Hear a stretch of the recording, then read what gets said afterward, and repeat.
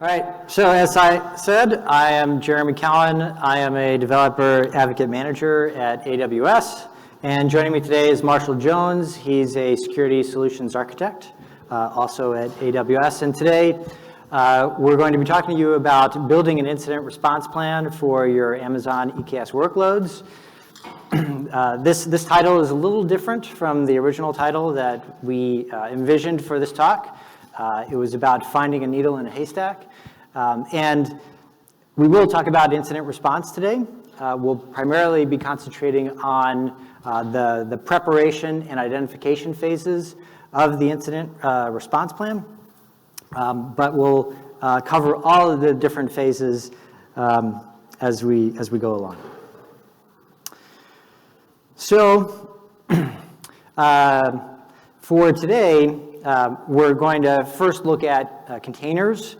Are they secure?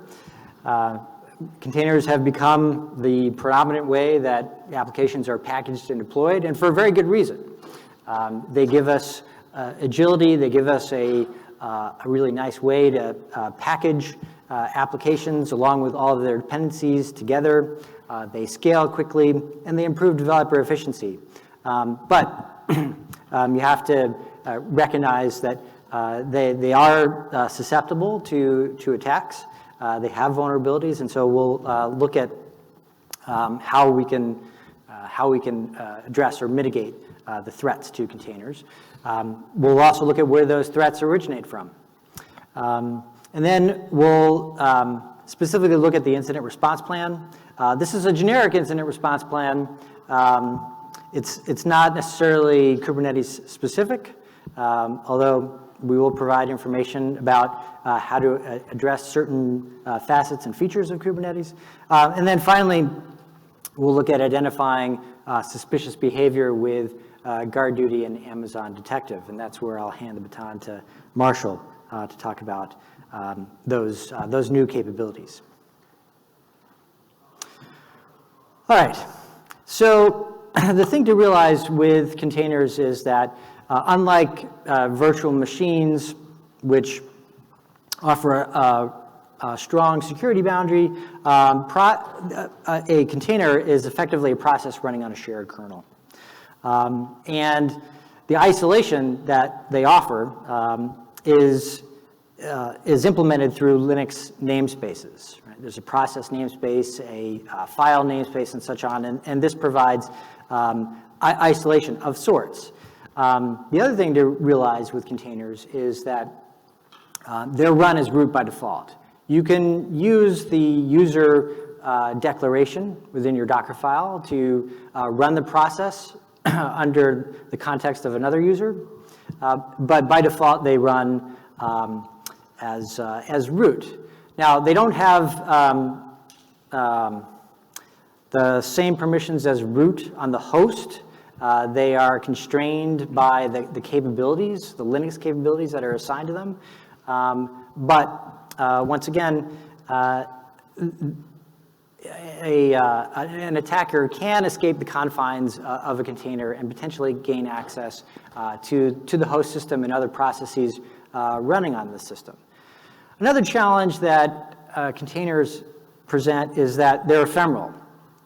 I think Datadog did a study a few years ago that looked at the lifespan of an average container, and it's really only a few hours. And that's relatively short compared to a virtual machine, which can typically run for weeks or months. And so a lot of the software that we're accustomed to using for securing virtual machines really wasn't designed to work with containers, to work in a dynamically changing environment where containers are being created and destroyed continually. Fortunately, a whole cottage industry has grown around containers, and there are now very good solutions for securing containerized environments, but know that containers do pose a challenge to a lot of traditional security software. All right, so there are a variety of different threat actors today that are trying to compromise your systems. there are crime syndicates that are responsible for lots of ransomware attacks. Of course, there's state-sponsored. There are script kiddies and hacktivists. And all of these folks are looking for targets to attack.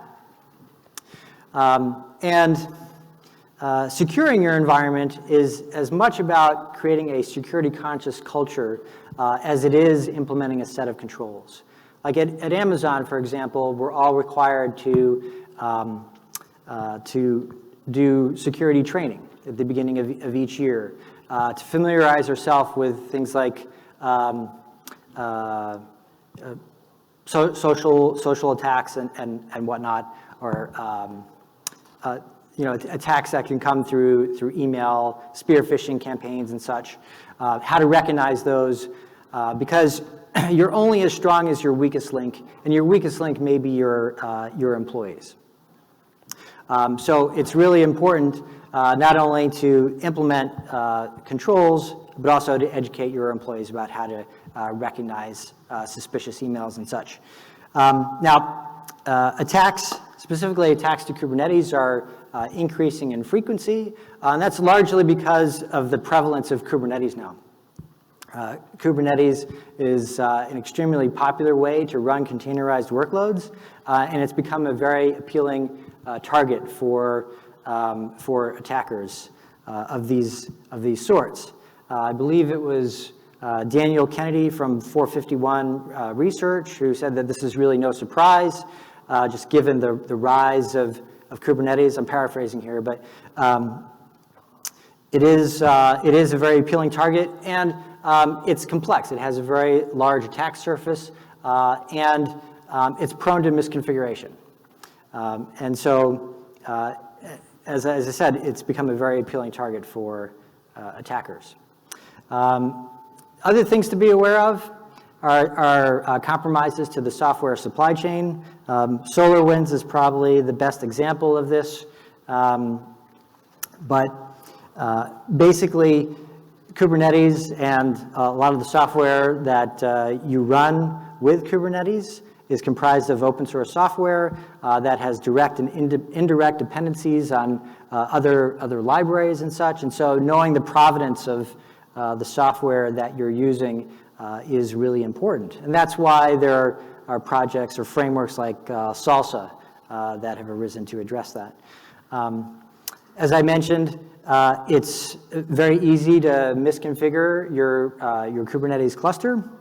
Red Hat did a study a couple of years ago, I think now, where they found that over 60% of the security incidents that people reported were caused by misconfigurations of the cluster. And there are projects like Fairwind's Polaris that can look at the configuration of your cluster and identify areas where you've misconfigured it. But this is another area that it's important to look at as part of the preparation phase of the incident response plan. And then lastly, there are threats from CVEs. New CVEs are constantly emerging, and things like base images, language libraries, and so on, that allow for privileged escalation. And so this is why it's important to do things like scan your images for vulnerabilities, to do things like static code analysis and fuzz testing and so forth. All right. So the best thing to do is to have an incident response plan or have an IRP. If you have an IRP, there's really no reason to panic. If you don't, then you might have reason to panic. But the key here is really to be prepared. Now, a typical incident response plan consists of these different phases. Preparation phase, where you're looking at the different attack vectors for your environment and implementing a set of controls to prevent those sorts of attacks. And then if an attack does come, There is the identification phase where you're identifying what happened, a containment phase where you're trying to contain or prevent the spread of the attack. Once the attack is contained, then removing the threat or the attack from the environment. That's known as the eradication phase. And then during the recovery phase, you try to remediate the damage that was done by the attack. Perhaps data was tampered with or whatnot, and so as part of the recovery, you might be restoring from backup and so on. And then finally, you have your postmortem, where you look at the effectiveness of your different controls and you determine whether you need to augment what you've put in place with additional controls. Also, as part of the preparation phase, you want to create like a escalation chain or like a call chain, so you know who to contact when, or who to escalate to when an incident actually happens. And then finally, you want to practice your response to an incident. You don't want to wait until an incident happens to practice your response. You want to do this continually. And so a lot of organizations, they will create like a red team and a blue team. The red team is responsible for attacking the environment, whereas the blue team defends the environment from the attack. And as operators of Kubernetes, you're inevitably faced with the defender's dilemma, which is you have to be right 100% of the time, whereas the attacker only has to be right once.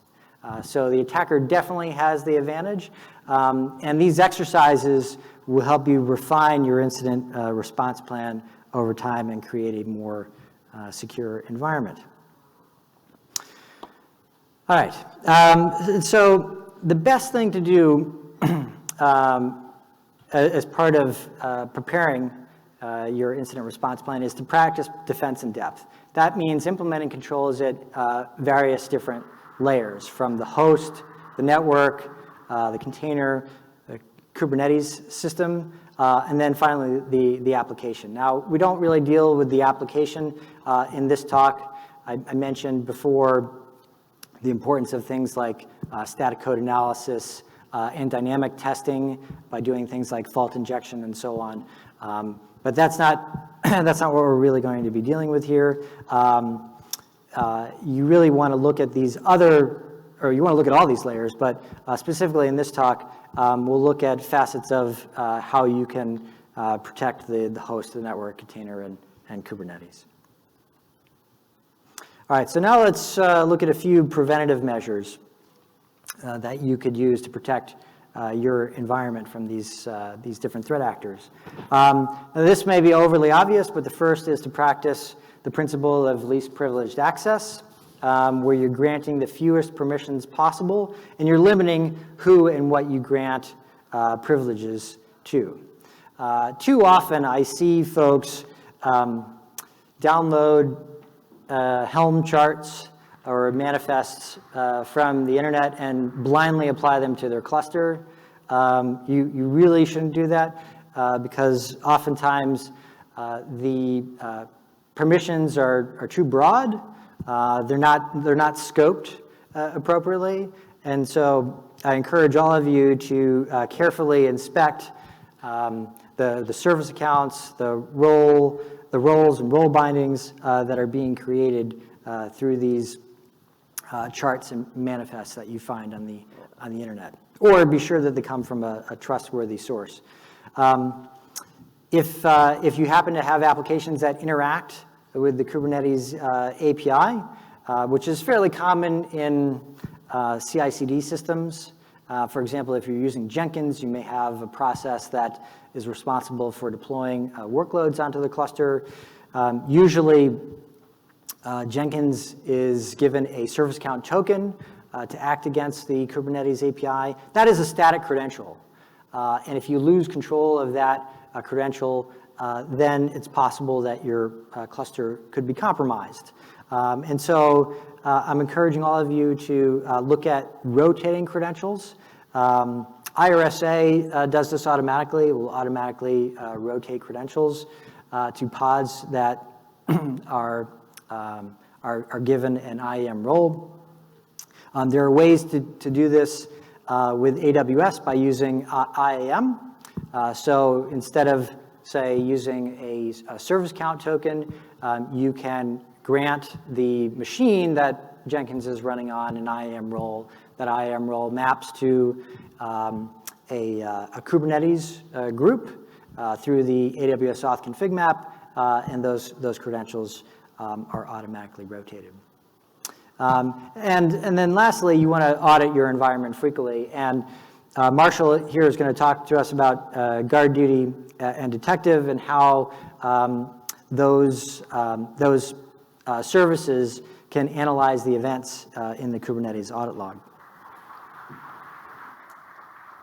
Next, you want to implement change control for not only configuration of the cluster, but also your applications. It's a great way to track changes, again, to your source code along with your configuration. If you were here earlier, you heard Sheetal talk about GitOps and how you can use that as your source of truth. And I'm advocating the use of that model here too, because Git provides a really good way to review all changes to the environment through the PR process. It also gives you a very easy way to audit activities and audit access. Another thing that you could do as part of your CI pipeline is implement policy as code security checks. So there are solutions like OPA, Open Policy Agent, and Kyverno that can be integrated into your CI pipelines to look for misconfigurations in things like manifests and charts and so forth. And then finally, I'm a big proponent of minimizing access to the Kubernetes API and having folks interact with the cluster through Git and GitOps. I just think that's a better and more secure model. And then know where your software comes from. I talked about open source, especially Kubernetes, having lots of indirect and direct dependencies on open source libraries and whatnot. There's a really good website called deps.dev where you can discover the dependencies, the direct and indirect dependencies your applications may have on other libraries and whether those have vulnerabilities. It's also nice because it will also provide you with licensing information. So if you have concerns around using open source software to run certain applications within your environment, then it's also another good resource for that. But recognize that vulnerabilities could develop in your source code, in these language libraries, and OS packages and base images. Unfortunately, today we have lots of good ways to remediate these things by scanning your images. Also, and this is a relatively recent development, like in the last year, there's this concept of a software bill of materials, which can accompany an image. And as part of that, you can verify the provenance of a lot of the software that you're using, and also signing, image signing, with things like cosign and SigStore. It's another good way to verify the provenance or the authenticity of the software that you're planning to run. And then lastly, before I hand the baton to Marshall here, I just want to emphasize the importance of monitoring the environment. And this begins to move into the identification and the containment phases of the incident response plan. So if you suspect that you've been attacked and are able to identify where that attack has occurred or identify the pod that's been compromised, the first thing to do is to isolate that pod. You want to cordon the node to prevent other pods from being scheduled onto that node. And if the attack involved a container escape, I would assume that or you should assume that all of the containers on that node have been compromised.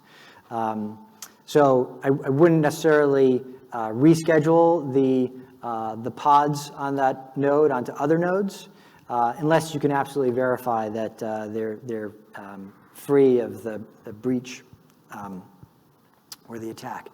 Another way to isolate the container or the pod from other pods is by changing the network policy or by creating a network policy that prevents it from communicating with other pods. And then there are projects like Kube Forensics, which is part of the Kaiko project, which allows you to create a snapshot of the image, which you could then use for forensics. There are also lots of other tools in this space to do forensics, to capture like volatile memory and whatnot, which you could then look at later as part of an investigation or post-mortem. And then you also want to activate the Kubernetes audit log. If you're using EKS, you want to enable those logs. And then, as Marshall will talk to you here shortly, you can analyze the events in the audit log using GuardDuty and Amazon Detective. And so with that, I will hand the baton to Marshall, who will talk to you about identifying suspicious behaviors. All right, thank you for that. Let's go ahead and get started. So what I'm really going to cover is three different technologies. The first two, we're going to be talking about how do we identify any suspicious activity that might be in your Kubernetes workloads. One is an AWS native service. This being an open source conference, we want to also call out another great open source technology that we can use for finding suspicious activities. And then the second piece of this, we're going to talk about Amazon Detective and how we can use Amazon Detective to investigate suspicious activity that we might have found from those first two. And then as we go through that, I'm going to show a scenario of something that could happen in the real world, and then how we would use Amazon Detective to investigate and identify all the related resources with that security issue. And that way you could go on to the next steps of the incident response process of containment and recovery and so on. I guess I point there. So if you're not familiar with Amazon GuardDuty, it's our AWS managed threat detection and monitoring service. GuardDuty essentially consumes logs from various different AWS sources, so CloudTrail, DNS, VPC flow logs, but it also looks at Kubernetes audit logs to look for Kubernetes specific security issues for things like policy types of findings, so anonymous access being granted. We also have things associated with malicious activity, so is there communication coming from Tor exit nodes? Is there communication happening from command and control servers that were kind of known bad activity? And then also finding specific to suspicious behavior. So are there privileged containers being launched? Are there containers with sensitive mounts? Some of those things that we might find suspicious but aren't necessarily a foregone conclusion. And if you look at Kubernetes, or the GuardDuty findings, which we'll see here in a minute, the first part of the naming convention aligns with MITRE tactics, techniques, and procedures, which if, for incident responders out there are probably pretty familiar with, but helping us really understand what parts of a security issue might a singular finding be associated with. Let me go ahead and build this. So there's a second piece that I want to point out about GuardDuty. I said there's different multiple sources. The relatively new piece to GuardDuty is the ability to do malware scanning. So there is some finding, say a worker node is talking out to a known command and control domain. GuardDuty has the ability to scan the underlying EBS volume to understand what malware might be on that worker node. And essentially now we have the ability to not only see, well, there's command and control activity out to a certain IP address, but here is the file that's on that individual host, where it's located, what is the file, and background information on that, painting an even more clear picture for when we're going to go understand, well, what do we need to go eradicate to recover from this in our environment. So really, two different pieces of the GuardDuty service that are directly focused on Kubernetes workloads as well. So now we've talked about GuardDuty. Let's talk a little bit about Falco. If you're not familiar, Falco is an open source technology that looks at the system calls in the kernel at runtime to understand suspicious activity that might be happening in a Kubernetes workload. So it might be something like a read of a sensitive file, like etc shadow. There is a number of default rules that are pre-built that you can use to kind of get started with Falco. So to point out, this is system calls at runtime at that Linux kernel versus GuardDuty that's looking at those Kubernetes audit logs. So the source of how it's getting its information and finding that suspicious behavior is slightly different, right?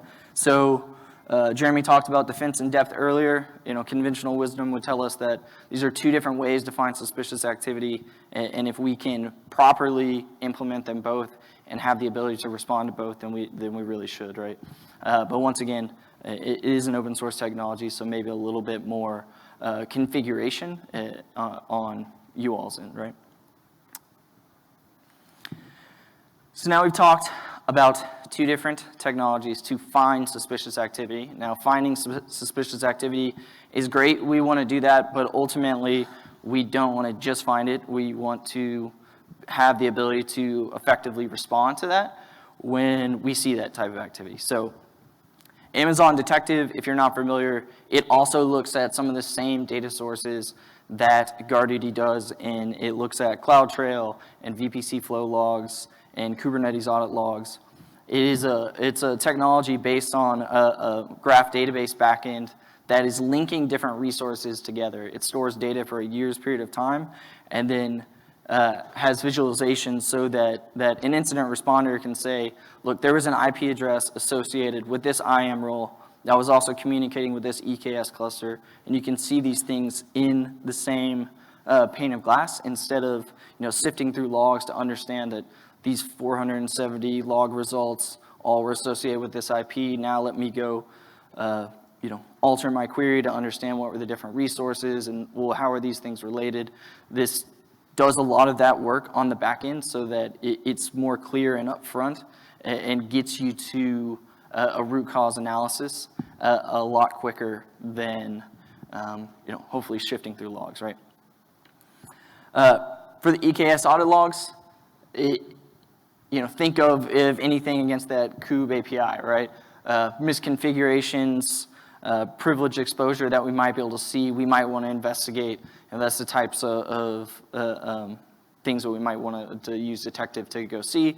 And that could be from GuardDuty, something we found from GuardDuty, or just something we found from Falco, or really anything else.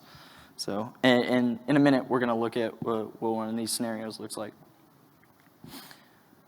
Before we do that, I do want to point out that there's the 4 different log sources that Detective currently ingests, and on the left side of the screen, you can see what Detective calls an entity. So these are all things that are searchable, and you can pivot from one to the other in Detective. The 4 that are specific to the Kubernetes audit logs are listed at the top. This is a relatively new feature as it was just launched at AWS's security conference in July, which seems like it was just yesterday.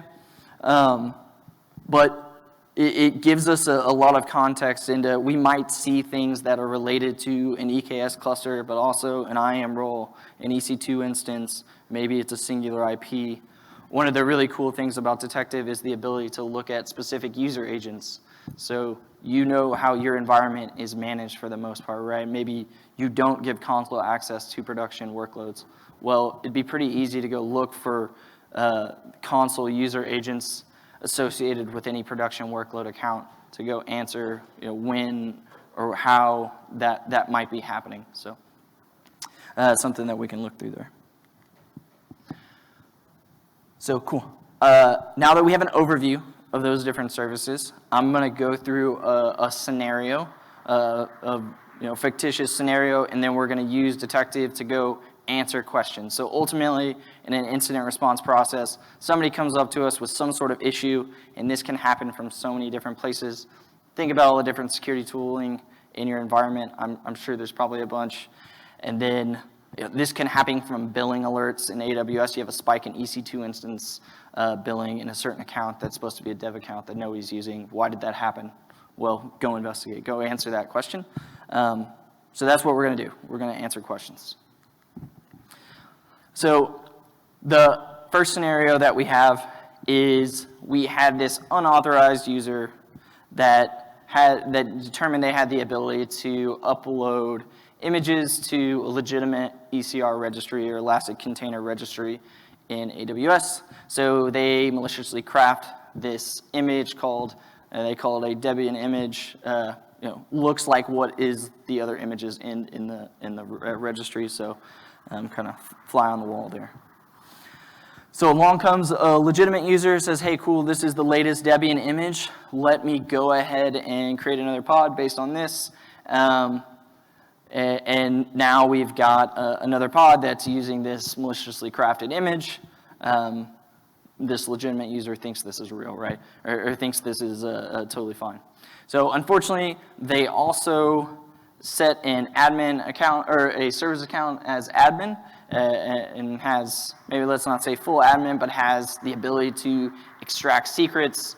And so it then begins doing different discovery techniques to list which secrets and get secrets that might be prevalent there. And then once that they have the credentials that they need, they allow anonymous access so that they can access this from anywhere, right? And doing that via that cluster role binding API. So when that action happens, you can see that we have two different guard duty findings that were initiated. So the first one is associated with the policy. It was when they set that anonymous access granted, or did that cluster role binding to set anonymous access for the system anonymous user. That created that policy finding. And then when they actually performed an action using the system anonymous user, then they get this credential access, successful anonymous access finding. And you can see on the right side of the screen some of the details. This isn't all the details, but some of the details that are associated with that guard duty finding that you would see in the console. So they're probably not going to stop there. They've now got access. What else are they going to do? What's the common thing that we hear about a lot now, right? Is we're going to start crypto mining and make money off of your resources, right? This happens quite frequently. So they replace the image of a container in a pod of a legitimate pod to start doing this types of activity. So doing that resource hijacking. Then what else are they going to do? They're going to set up a cron job so that if you delete that container or you remove system anonymous access, it recreates it so that they're still there. They don't have to come back and manually do that. So something to make sure that they have a persistent state in this environment and continue to carry this out even if they leave and go on to their next target. So once again, a couple different guard duty findings that would be initiated net new from these new activities. So now we have a scenario where somebody has got access through some, not aligning to least privileges that Jeremy was talking about. Maybe thought it was good enough for that environment, but left some holes there. And then they set up different persistence and resource hijacking, and now kind of have moved on. So what does this look like when it comes to investigation? First of all, this is one of the guard duty findings that you would see for that cluster. Also, you can see on here that from the GuardDuty console, you can pivot directly to the detective console. So depending on where you saw this alert, where you paged about it, you jump into GuardDuty and you look at the details and say, hey, I need further details to go investigate with detective. Pivot directly from there. And then once you get to the detective console, you can see all of the entities associated with this GuardDuty finding. So for our example, we see that there is the EKS cluster, and then we also see the Kubernetes subject. So that system account that was associated, the service account that was associated with that cluster, or that pod. So from there, we're going to, and let me go back real quick, next we'll jump into that profile of that Kubernetes subject for this scenario. And we can see some overview information. One thing to point out on this screen too at the top is you can see what looks like a scope time. Now, Detective keeps logs for a year's period of time, and so you can look at any data from that year's period. So if there is maybe, and for a GuardDuty finding, for example, the scope time is automatically set to the first time the GuardDuty finding was seen to the last time the activity was seen. Maybe you want to look at the 7 days prior. Maybe you want to look at all the time since then for a given entity. So the scope time is really the key to understanding that data. And as you can see through some of this, Detective is looking at trends of data over time. So was there a spike in VPC flow logs or failed API calls? It sets a baseline based on your AWS resources so that you understand when a spike is abnormal based on your averages and your baseline. And so setting that scope time is important because it's looking at a 45-day period prior to the beginning of that scope time as however you set it. So getting different trend information and understanding what exists, that scope time is vitally important. So now we can start answering some different questions. What time did this occur? We're going to look at that scope time associated with the GuardDuty finding, like I said. What was the IP associated with this EKS admin? What were the methods did they call? We can also see, were they successful? Was there failures? Was it unauthorized, forbidden, depending on what happened there? We can see the cluster role binding that we had from our scenario earlier is called out there. And then also you can see that the IP address is a clickable link, right? So that's an entity like we showed on our slide earlier. So we can pivot to that and go find out more information, which is what we'll do. So we clicked on that IP address. Now we're in the IP address entity page. I click directly over to the Kubernetes activity to see what Kubernetes activity was this IP address associated with. And we can see here the pod that had this the pod within the cluster which had this IP address associated with it. For an IP address in particular, we can also see different resource interaction like EC2 instances as well, newly observed behavior. So like I said, Detective is creating baselines over time, so it can see when there is a new behavior that wasn't seen in the last 45 days, which can help us understand some of the different activity. But now we probably want to keep going, right? And in our incident response scenario, we want to keep answering questions. We get to our next, we get to our next point. We'll keep following the breadcrumbs till we get to where we need to go. So we follow that pod, and then now we can see other information. So what containers are related to that pod? Now we can see all the containers that are running associated with this pod, the EKS clusters, when were they created, what is the images that are associated with these containers. And then we can even jump into what are those images. So what images are related to a specific image that we might want to go investigate. We can see whether they're part of the same registry, the same repository, when were they first observed, last observed, and then, importantly, how many containers are using this image currently. So we can see that information here, and then if we keep following our breadcrumbs, if we go further, now let's go look at these containers that are associated with these images.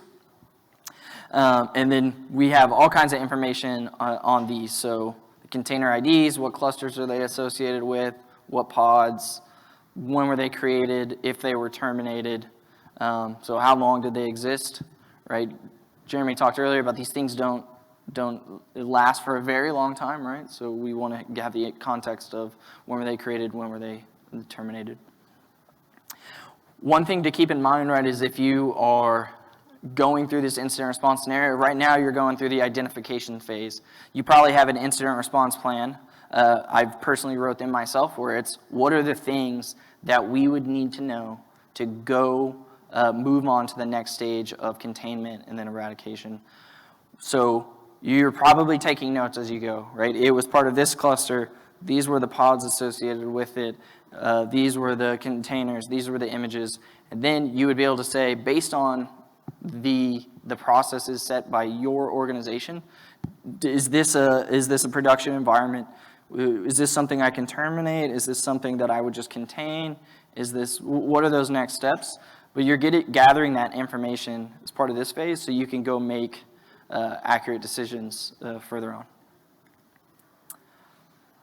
So I think I was supposed to click that before, but execute your incident response plan. You've gathered tons of information at this point and understood all the various resources.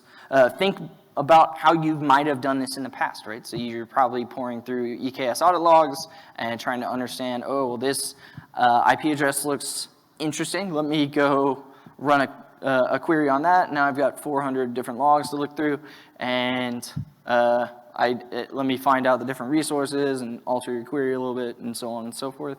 Hopefully this gets you there a lot faster with a lot more accuracy through that. All right, so a few closing thoughts. At AWS, one of the reasons I love working at AWS is security is a priority, and it's really everyone's responsibility, right? We breed a culture of everyone needs to be thinking about security, and that way that everyone just it's always part of the process, and it's not an afterthought in anything we might be doing. And makes it easier and just part of everyday conversation. Understand the shared responsibility model. So I've listened to a few conversations today, and we've talked about different concepts when it comes to maybe how you run worker nodes, whether you use Fargate or self-managed in Amazon EKS. These things change the shared responsibility model a little bit, right? So understand what types of Kubernetes workloads your organization is running, and how does that change the shared responsibility model, and how does that change what you need to think of from a security perspective. And then the third thing is the importance of shifting left. It's something that certainly gets talked about a lot now, and I'm happy for that. If we can fix problems earlier on in the development cycle, that means less high severity alerts later, less time from an engineering perspective to fix things after the fact. I don't think there's probably anybody in this room that doesn't want more time back in their day. So if we can take care of things up front by shifting left, right, then we should be doing that and take advantage of everything that we can automate, right? I know other folks, we didn't coordinate well, but I know other folks put this in their talks as well, which I'm happy to see. The Amazon EKS Best Practices Guide for Security. If you haven't seen this is an amazing resource that goes into great detail on various topics when it comes to security of EKS workloads. So whether you're interested in learning more about identity and access management or network security or runtime security, go check out this guide and dive into those topics. That way you can make well-informed decisions around the security of your EKS workloads. And then the compromise cluster workshop, everybody, I'm sure, especially this conference, loves to be hands-on. This is a great workshop that was built by Jeremy and team that goes over a scenario where you can get hands-on and look at a security issue and remediating that, and what are some countermeasures that you can put into place to be proactive about what you saw here. So highly recommend going and getting hands-on with that. It's on GitHub, and I believe these slides are going to be available later, so you'll be able to get to this link as well. And then finally, don't let security be an afterthought. Make it part of your culture. Make it everyone's responsibility and something you should be thinking about day to day. That way, it just goes into the design of any applications or any infrastructure that you're building at your work. So, with that, I want to say thank you from myself and Jeremy. Thanks for taking the time. And if you have any questions or anything, we'll be hanging out and willing to answer questions. So, thanks.